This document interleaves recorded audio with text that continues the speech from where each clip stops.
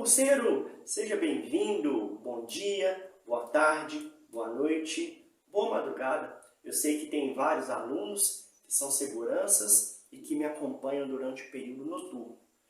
É a hora que vocês muitas vezes têm para poder estudar. Olha, assim como vocês, eu também estou abrindo mão de muita coisa para estar aqui presente. Tenho outras coisas para fazer, outros deveres, mas foi o compromisso que eu assumi com vocês. Então, se vocês ainda não acompanham o meu trabalho, eu peço que me ajudem a divulgar. Aqui, ó, @prof.elbert.caldas lá no Instagram, nós postamos diariamente questões de concursos públicos, conteúdos motivacionais, principalmente para carreiras militares. Então hoje nós vamos falar da oração sem sujeito, ok? Segura, firme, que o bicho vai pegar. Sejam bem-vindos!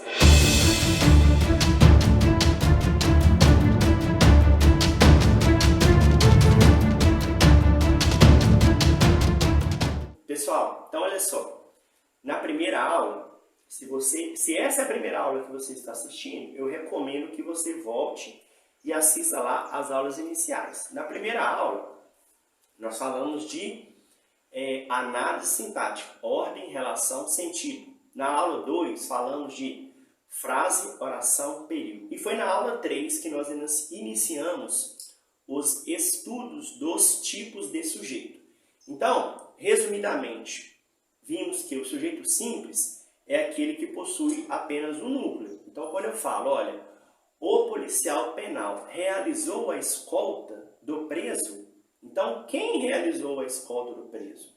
O policial penal, um núcleo. Mas quando eu falo, olha, o policial penal, o juiz e o promotor participaram da audiência, eu tenho mais de um núcleo. Policial penal, juiz e promotor. E o que é o núcleo, professor? O núcleo é a palavra mais importante dessa sentença ou dessa oração.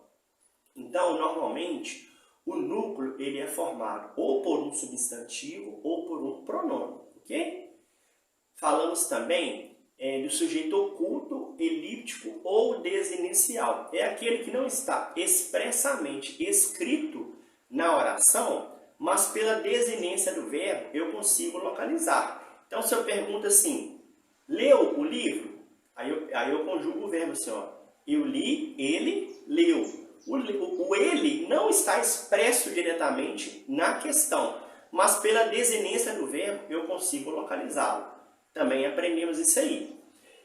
Na aula 4, ou na aula 5, se eu não me recordo, nós ficamos 32 minutos falando do sujeito indeterminado, que são aqueles casos em que, o primeiro, o verbo está na terceira pessoa do plural e eu não tenho um determinante na oração. Então, olha só, quando eu falo assim, estudaram muito para a prova, eu tenho o verbo na terceira pessoa do plural. Estudaram muito para a prova. Mas estudaram quem estudou muito para a prova? Os alunos, os professores, os policiais, não está expresso. Agora é diferente quando eu falo assim, olha, os vizinhos ligaram para a polícia. O verbo aí, ligaram, eles ligaram. Está na terceira pessoa do plural? Sim. Mas acontece que eu tenho um determinante na oração. Os vizinhos ligaram. Então está determinado. A oração sem sujeito, o verbo virá na terceira pessoa do plural sem o determinante. Então eu falo assim, olha, leram o livro? Está na terceira pessoa do plural. Se não tem um determinante e está na terceira pessoa do plural, o sujeito é indeterminado. Ok? Então hoje nós vamos aqui, ó, oração sem sujeito. Ok? O que é a oração sem sujeito? É a oração que é construída com verbos impessoais. O que são verbos impessoais? É aquele verbo em que não apresenta um sujeito que faz a ação verbal. Então, o sujeito ele não pratica, ele não faz a ação verbal. Se eu não pratico e se eu não realizo a ação verbal, a minha oração ela é sem sujeito. Entenderam? É simples assim. É o exemplo mais fácil do tipos de sujeito, é a oração sem sujeito. O que mais pega e o que mais cai em questão é aqui, ó. É o verbo haver com sentido de existir. E aqui é que mora o X da questão. Olha só. É o verbo haver com sentido de existir, ocorrência ou tempo corrido. Quando eu falo, olha, havia 10 pessoas na reunião, aí eu vou grifar o verbo haver. Aí eu vou perguntar assim, olha só, havia 10 pessoas na reunião? Havia. O verbo haver, ele está com sentido de existir. Porque se eu trocar o haver aqui, ó, colocar assim, olha, existia 10 pessoas na reunião. O sentido é o mesmo. Quando eu tenho verbo haver com sentido de existir, eu tenho uma oração sem sujeito. Ok? Esse é o primeiro exemplo. Agora, o que cai muito na prova e muita gente erra? Uma coisa é falar do verbo haver com sentido de existir. Outra coisa é o verbo existir. O verbo existir, ele tem sujeito. O que não tem sujeito é o verbo haver com sentido de existir. Isso aqui, ó, é pegadinha de prova e cai demais. Então, quando eu falo assim, olha, existiam 10 pessoas na reunião. Eu tenho aqui, olha, verbo, eu tenho aqui um sujeito e eu tenho aqui uma adjunta adverbial de lugar. Só que essa frase aqui, ela não está na ordem direta. Se eu colocar aqui, ó, verbo, sujeito e adjunto adverbial de lugar, essa frase ficaria assim, olha, 10 pessoas existiam na reunião. Então, aqui, ó, 10 pessoas, 10 é numeral, pessoas é substantivo, isso aqui é sujeito. O verbo existir, ele tem sujeito sim. O que não tem sujeito é o haver com sentido de existir. Entenderam, pessoal? E outra coisa, o verbo haver, se eu falo assim, olha, havia 10 pessoas, você está vendo por que o haver não concorda com 10 pessoas? É porque se ele é um verbo impessoal, ele não concorda. Isso aqui já é lá na concordância verbal. Então, muitas vezes, em questões de concordância verbal, cai na prova assim, olha, havia 10 pessoas. O aluno, o candidato, pensa assim, ah não, eu tenho que concordar. Haviam 10 pessoas. Mas aí eu lembro, se o verbo haver é um verbo impessoal, ele não concorda. Ele não concorda, ele fica no singular. Ele não concorda. E aqui é oração sem sujeito. Agora, aqui existia uma pessoa, existiam 2 pessoas, existiam 10 pessoas.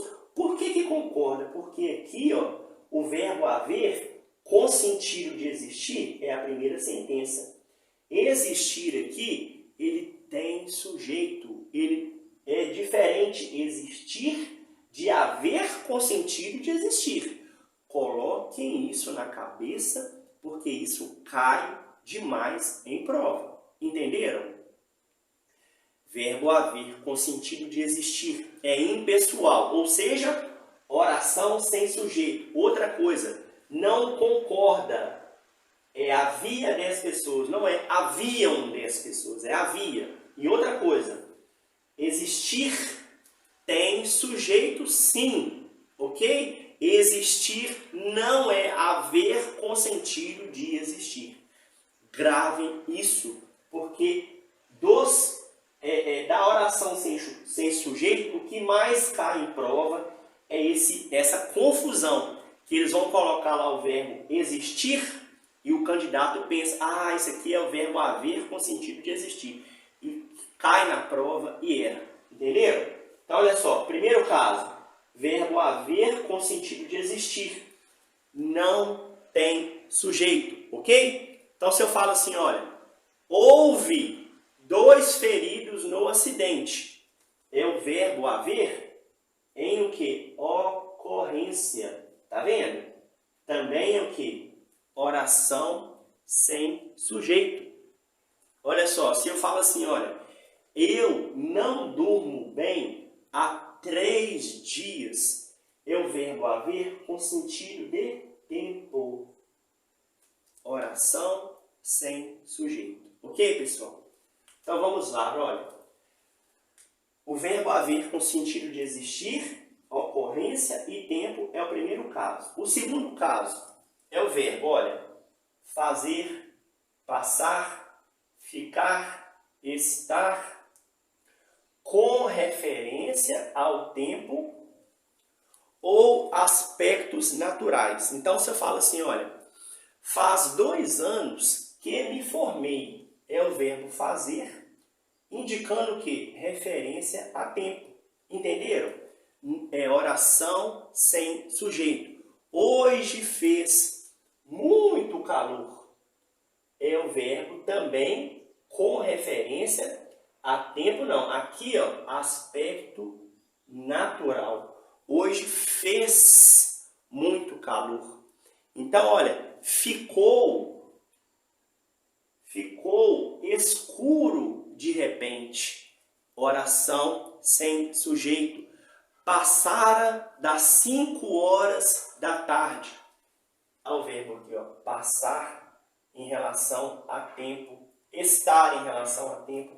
Então, esse aqui, fazer, passar, ficar, estar, com referência a tempo ou aspectos naturais, também oração sem sujeito. Beleza, pessoal? E aqui, ó, o último caso também de verbos que indicam fenômenos da natureza. Então, aqui, ó, chover, ventar, nevar, trovejar, relampejar, amanhecer, anoitecer. Todos esses verbos aqui que indicam fenômenos da natureza, na oração nós teremos que eles são classificados como oração sem sujeito, ok?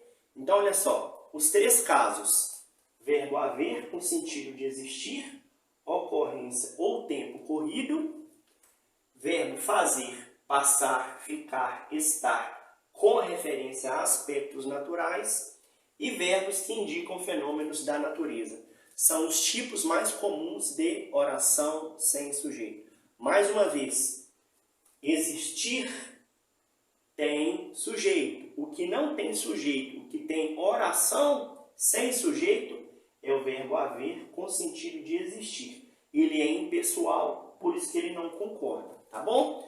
Se você não entendeu essa aula, ou as outras aulas que nós falamos dos tipos de sujeito, eu recomendo a vocês que voltem, ok? Para entenderem, porque a partir de agora, nós já vamos entrar em predicados, ok? Será o alvo da nossa próxima aula. Eu espero que vocês tenham gostado e peço também que curtem, comentem ou compartilhem. Se gerou valor na sua vida, que você também faça que esse vídeo chegue para outras pessoas. Beleza, pessoal? Forte abraço!